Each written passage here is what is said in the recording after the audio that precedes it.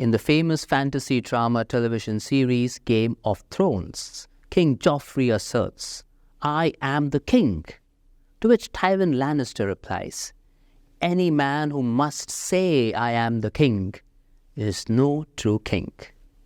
My dear friends, today we celebrate the solemnity of Christ the King as well as the 34th and last Sunday in Ordinary Time, Year B. The central theme in the readings today are kingship and sovereignty. The first reading, taken from the book of Daniel, is the description of a vision that focuses first on the kingship of God, who is portrayed as the Ancient One, and second, on the eternal kingship that is given to the One like a human being. The selection of the first reading from the book of Daniel for this feast reflects nearly 2 millennia of interpretation that identifies Jesus as the One like the human being. But to understand the significance of Jesus' identification with the One like a human being in Daniel 7, it is necessary first to understand the passage in its earlier Jewish context. After Nebuchadnezzar's conquest of Judah in 587 BCE, Judah no longer had its own earthly king, but were ruled by different empires like the Babylonians, Persians, and Seleucids. During the reign of the Seleucid king Antiochus IV Epiphanes, persecution was at its worst. He profaned the temple in Jerusalem, halted the regular sacrifices to Yahweh, and established a Seleucid military garrison in Jerusalem. Today's reading is set in these times of state terror, murder, and enslavement, and the outlawing of Jewish identity, scriptures, and worship. The vision of the One like a human being offered hope to the Jews, who had been subject to foreign rule for over 4 centuries and now were victims of state terror and persecution. Daniel's vision allowed them to see something else: the end of empires, the sovereign power of God, and their own future kingdom. The king who persecuted them would soon pass away. His kingdom would perish, just as the kingdoms before it had done. In its place, God would establish a new and everlasting kingdom that would not pass away. The other kingdoms were characterized by violence, destruction, exploitation, and oppression. The final, eternal kingdom would be oriented toward justice. The reading emphasizes that the authority of earthly kings cannot overpower the power of God.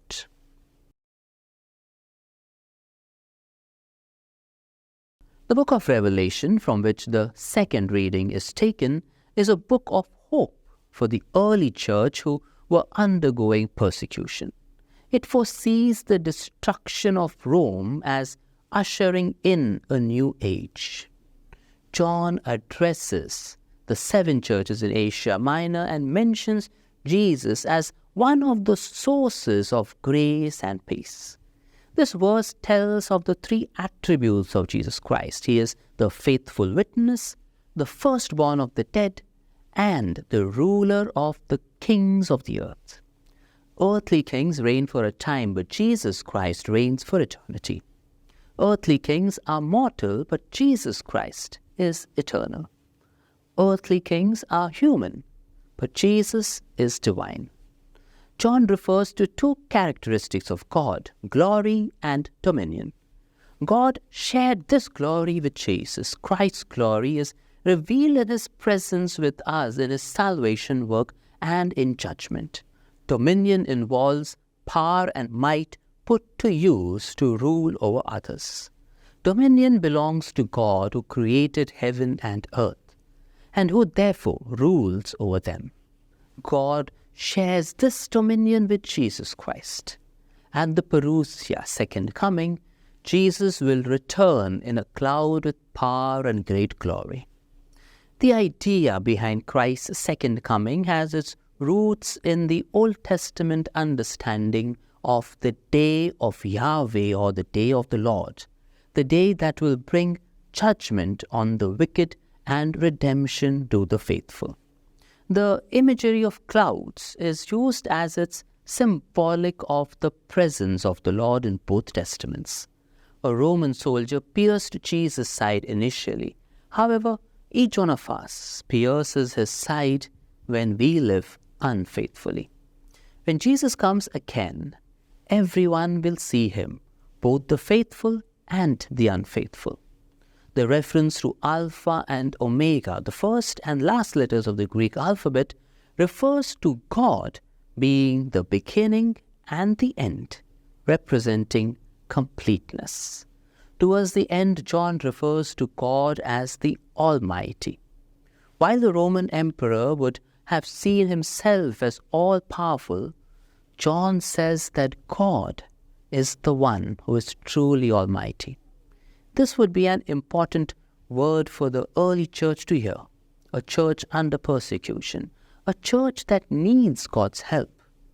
The important lesson for us is that we, Christ's followers, are on a journey, and along this journey, we will encounter all kinds of troubles and difficulties, and at times they will be tempted to settle for mediocrity and compromise with faith and trust in God. But we've got to remember that above all, God is in absolute control of all things. And the same God has the first and final word in creation.